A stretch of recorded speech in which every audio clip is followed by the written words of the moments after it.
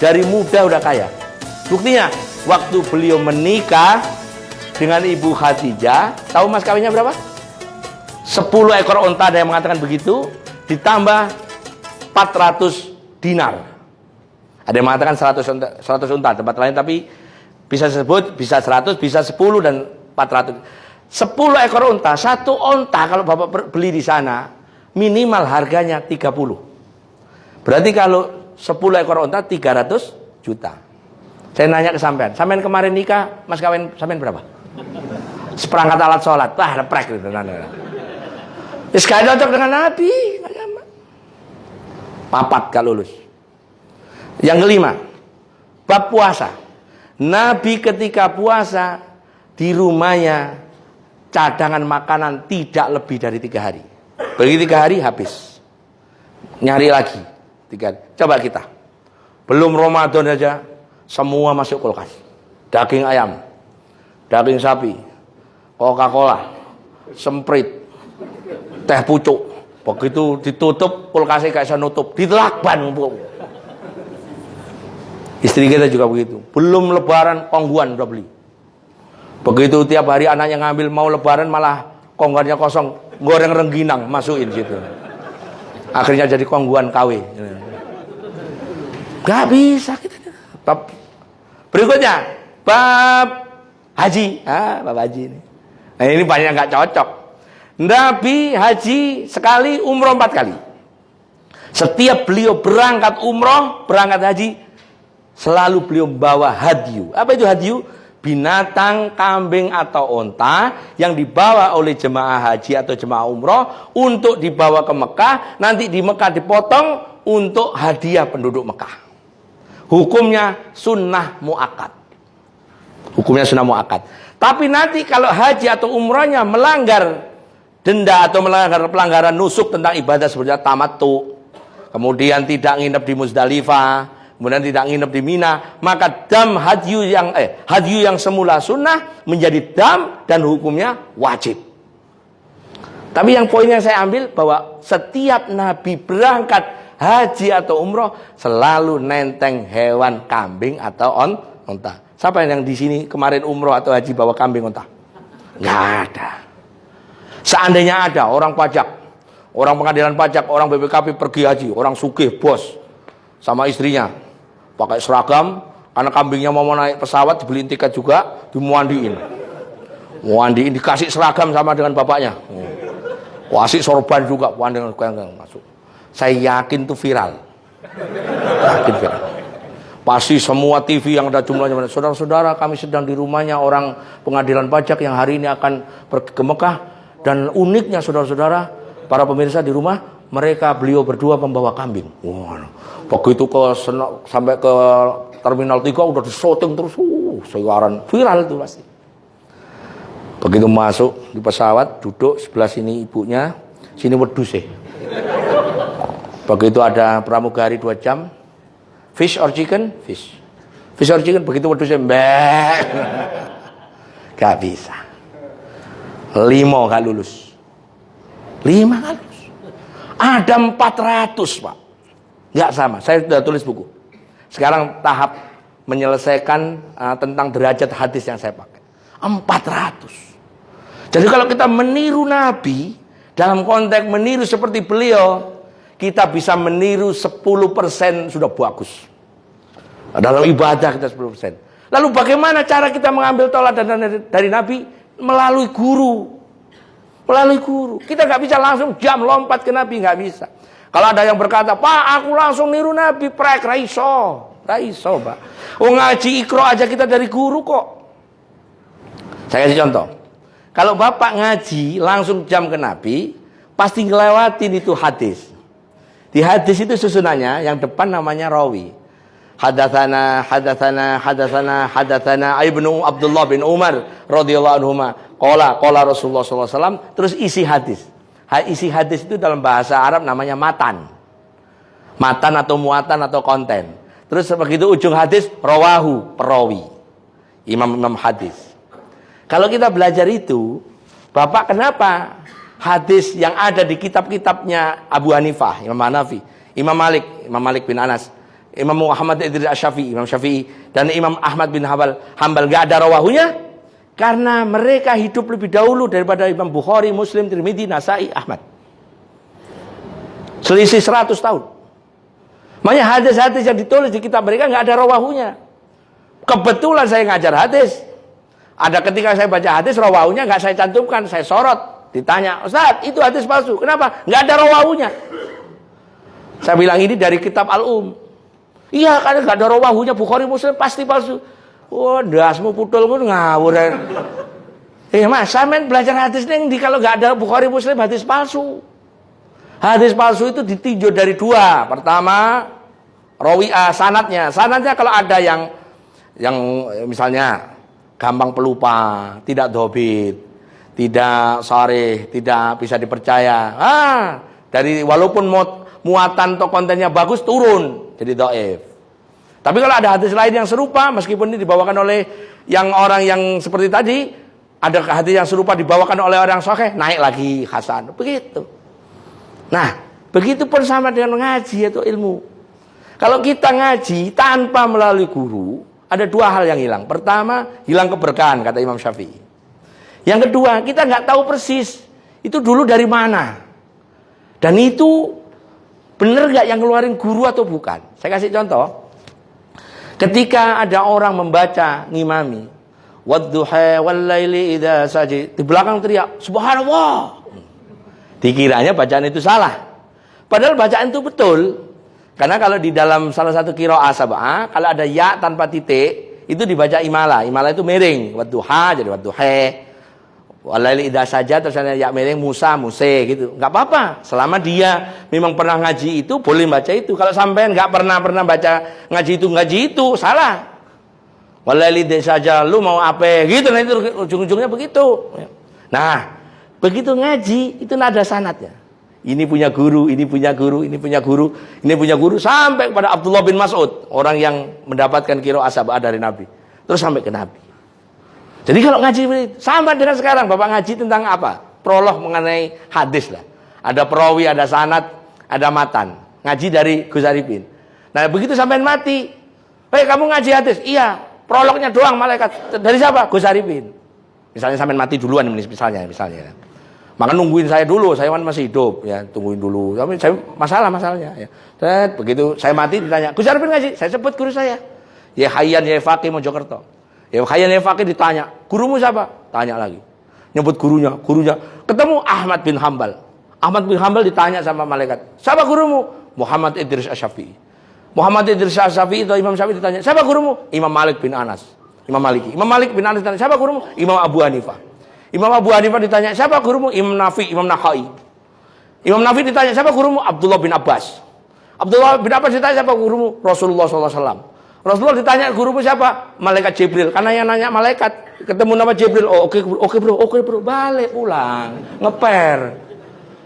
Lah malaikat Mungkar Nakir ketemu malaikat Jibril lagi ngeper, Pak. Wow, teko Jibril. Oke bro, thank you bro. Balik deh. Begitu sampean mati jebret. Ngaji dari mana? Google ku siapa? Lah, dayas modal diajar malaikat. Masuk di dalam kitab Daqaiqul Akhbar, orang yang dipukul malaikat Mungkar Nakir ambles ke bumi 70 hasta. Ditarik lagi, seret, duduk. Siapa guru mana? YouTube ku siapa? Dayas. Tok lu, seret. Siapa gurunya? Lewat WA. Siapa adminmu? Wah, adminnya dicari.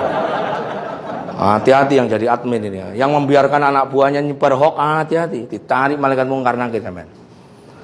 Begitu ketemu admin, ngapain lu biarin anak buahmu anggota di grupmu, padahal mungkin malaikat sekarang lagi dengerin juga ini ya, membiarkan hoax. Saya nggak tahu. Wah, yes, karu-karu kena. Karena nggak ada sanad. Oleh karena itu ketika kita mengaji tauladan Nabi lewat guru. Lah guru itu macam-macam, ada guru fikih, ada guru Quran, ada guru hadis, ada guru usul fikih, ada guru akhlak, ada guru tauhid. Bapak harus punya guru. Kalau Bapak nggak punya guru, ini percaya apa enggak ya nggak tahu loh ya namanya. Walah itu Ustadz Gus Arifin ngomong begitu kayak sudah mati, belum. Sama-sama belum tahunya ini. Sama-sama belum tahu. Tapi kalau betul ada, kalau kita udah prepare, kalau alhamdulillah. Kalau seandainya apa namanya nggak ada ya nggak apa-apa. Tapi kalau nggak percaya silakan duluan sih, nggak apa-apa juga ya duluan. Nanti kalau memang benar ada pertanyaan itu, tolong di WA saya dah gitu aja. Jadi begitu Anda atau saya mendapatkan satu ayat pun tentang beliau, tentang keteladanan, tentang apa yang dibawa beliau, kalau langsung kepada beliau nggak bisa. 1400 tahun Pak, nggak akan ketemu kita dengan beliau. Nggak ketemu. Kita lewat dari siapa? Lewat dari guru-guru kita. Nggak ketemu dengan beliau. Maka seandainya ada orang berkata, aku paling niru Nabi. Saya berkata, kapan kamu ketemu Nabi? Kapan? Neng di neng warung nih sopo, neng Garuda kuno apa ya apa? Nggak ada Pak. Paling kita tanya dari mana? Dari kitab.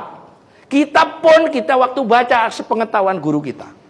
Bagaimana Ustadz kalau kita belajar sudah sama guru terus lihat di Google? Lah nggak apa-apa untuk compare. Nggak apa-apa. Tapi harus sudah punya pegangan yang bisa menanggung apa yang kita kerjakan itu betul. Seandainya itu tidak, maka Bapak tanggung sendiri-sendiri. Itulah gunanya perlunya orang bermadhab. Bapak sholat, takbiratul ihramnya ada yang begini, ada yang begini, ada yang begini. Ini beda-beda loh Pak. Kalau saya dari orang segini, suruh bilang ini madhabnya apa, saya lihat orang sholat aja. Begitu dia begini, di sini, ini di bawah telinga, ya sejajar ini, begini. Terus ini ngadep kiblat, kemudian waktu sedekap antara perut dan dada, Syafi'i. Begitu begini, di atas dada, Hambali. Begitu begini, terus nggak pakai sedekap, Syiah. Udah tahu saya, gampang saya tahu. Begitu rukuk, takbiratul ihram, i'tidal dia Allahu Akbar masih Syafi'i, kemungkinan Hanafi, kemungkinan Maliki juga. Begitu sujud, kalau Syafi'i dengkul dulu. Kalau Maliki tangan dulu. Kalau sampean kepala dulu, nyungsep. Pasti madzhabnya beda. Begitu sujud, duduk. Begitu tahiyat, goyang-goyang, Hambali. Goyang-goyang ada dua, atas bawah, kiri kanan. Nah, kalau mumer, mbuh gak bisa begini, mau mundur gini. Ya. Nah begitu tek, turun dikit, Syafi'i. Begitu salam, assalamualaikum warahmatullahi, Syafi'i. Begitu assalamualaikum warahmatullahi wabarakatuh, Maliki. Begitu ngimami maghrib, Allahu Akbar, alhamdulillahirabbil alamin, Hambali atau Maliki. Begitu Allahu Akbar, bismillahirrahmanirrahim, pasti Syafi'i. Gitu. Aku niru Rasul itu hadisnya ada semua Pak. Yang jahar ada, yang sir ada, yang dengkul ada, yang tangan dulu ada hadisnya semua. Cuman ulama itu mensimplifikasi biar kita yang nggak ngaji sampai tamat cukup menggunakan kaidah SOP ya. SOP yang ada itu udah tinggal ikutin, udah bener. Makanya bermadhab itu keniscayaan. Ada yang nanya, boleh nggak kita nggak bermadhab? Boleh, asal sampean bisa ngambil dalil dari Quran, ngambil dalil dari hadis, istinbat jadi hukum Bapak pakai sendiri. Misalnya di sini ada namanya apa? Mukidi. Makanya sampean boleh nanti mempunyai madhab Mukidiyah. Boleh.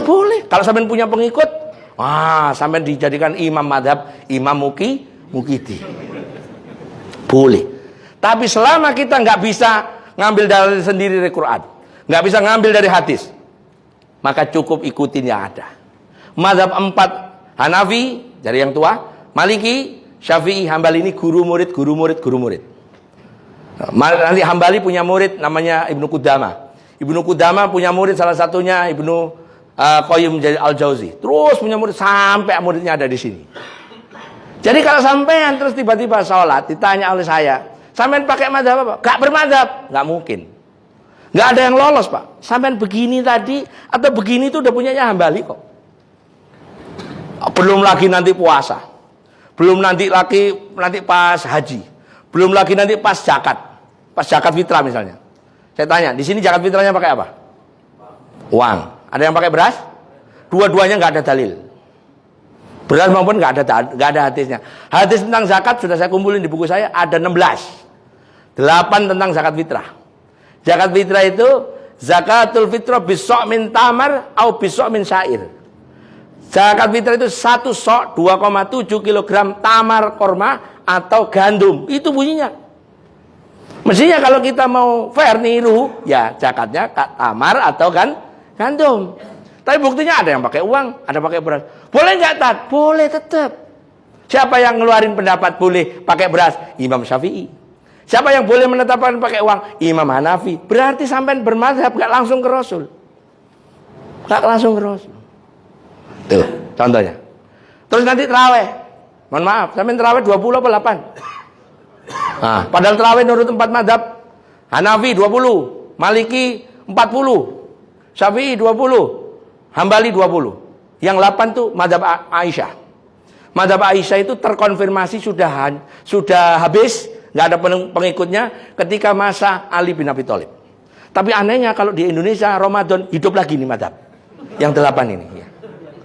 Iya, muncul lagi kan? Itu madzhab Aisyah.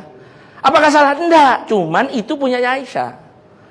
Nah, tapi saya pernah nanya Gus Dur dulu, Gus Dur waktu belum jadi presiden, saya ngaji ke beliau tahun 80-an.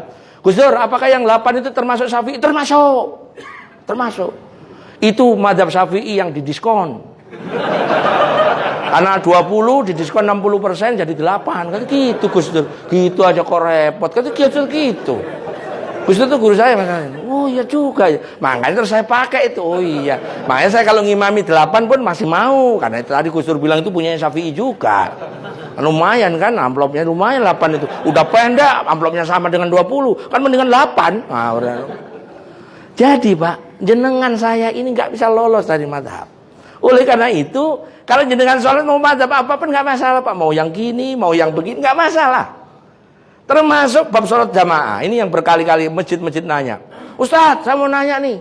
Saya nonton di YouTube. Apa? Katanya kalau habis sholat nggak boleh salaman. Bid'ah. Habis sholat, assalamualaikum warahmatullahi wabarakatuh. Salaman gini loh. Terus nanya saya hukum. Hukumnya gimana Ustadz? Saya bilangin. Mau hukum yang enak apa yang nggak enak? Ya wes, apalah ya. Akhirnya saya jawab. Kalau antum sholat, begitu assalamualaikum warahmatullahi. Assalamualaikum warahmatullahi. Terus tut. Sah apa nggak? Sah. Lah ngentut teh boleh mosok salaman gak boleh toh bro. Jangan kecem-kecem kan ketut boleh toh. Habis sholat sampai main WA boleh gak? Boleh. Mosok WA-an boleh, mosok salaman gak boleh. Jadi jangan kita persempit sesuatu yang sebenarnya itu hukumnya itu sudah boleh jaiz, jangan dipersempit, gak boleh. Yang gak boleh itu sholat begini loh, yang salah Allahu Akbar, temannya datang. Oh, ini gak boleh, batal sholat sampean. Itu enggak, atau begitu Allahu Akbar tilulilulit DMN kan di mana? LG SLT tilulilulit lu kok sholat masih makanya jangan nanya monyong. Batal itu Pak. Padahal di hadis gak ada sholat main WA batal, gak ada. Paling mengenai gerakan. Ini dikit lagi, 1 menit lagi. Yang menyebabkan sholat menjadi main WA atau main SMS batal karena ulama mengambil dalil bahwa batal hukumnya sholat dengan ngomong. Lah rupanya ngomong itu nggak hanya dengan mulut, dengan tangan pun sekarang jadi ngomong. Maka sampai sholat sambil bekerja atau sambil ngomong, walaupun itu bentuknya pakai jempol, yang ngomong maka tetap dihukumi batal. Bahkan dehem pun kalau itu difahami batal. Contoh, sampean kalau biasanya di rumah sama istri, kalau minta teh, 1. Kalau susu, 2. Kalau kopi susu 3, 3. Bapak sholat, Allahu Akbar. Istri sampean ngomong, ya mau teh kopi apa Pak? Oh kopi susu, batal. Walaupun nggak ngomong, karena itu difahami, ya. Oleh karena itu ketika ngaji begini, sampean paham apa tidak bahwa sesungguhnya para ulama sudah membuat tulisan-tulisan kitab-kitab yang membahas itu. Termasuk yang kecil-kecil, termasuk jangankan yang ngomongin pilpres, pilkada, semua ada Pak. Kalau Pak percaya, saya punya kajiannya mulai bab yang mubah, yang muamalah, yang mubah yang boleh-boleh sampai yang nggak boleh-boleh. Contoh mengenai pengadilan pajak. Tambah 1 menit boleh ya? Sampai di sini ada yang hakim pengadilan pajak ada? Ada ya? Oke. Misalnya nih, maaf. Pengadilan pajak punya tenggat waktu. Kalau ini nggak diselesaikan siang ini risiko atau mudorotnya gede di belakang hari, baik untuk si terdakwa atau apalah namanya ya, yang bersengketa apapun siapa. Maka begitu sidangnya dari jam 10 tadi, Bapak memimpin sidang. Begitu zuhur, Bapak terusin aja. Terus rupanya masih gegeran. Misalnya ini ceritanya pengadilan bebas pokoknya sampai selesai lah ya. Misalnya ini misal. Begitu masuk asar baru selesai, maka zuhur bapak yang ditinggalkan bapak karena menyelesaikan masalah orang tadi, bapak kodok di sholat asar. Boleh, boleh. Tapi kan nggak tiap hari. Kalau tiap hari jangan. Maksud tiap hari begitu. Enggak. Kan nggak tiap hari. Sama dengan dokter. Dokter pun sama. Jam 10 ngoperasi jantung. Ada dokter jantung, ada dokter bedah, ada dokter anestesi.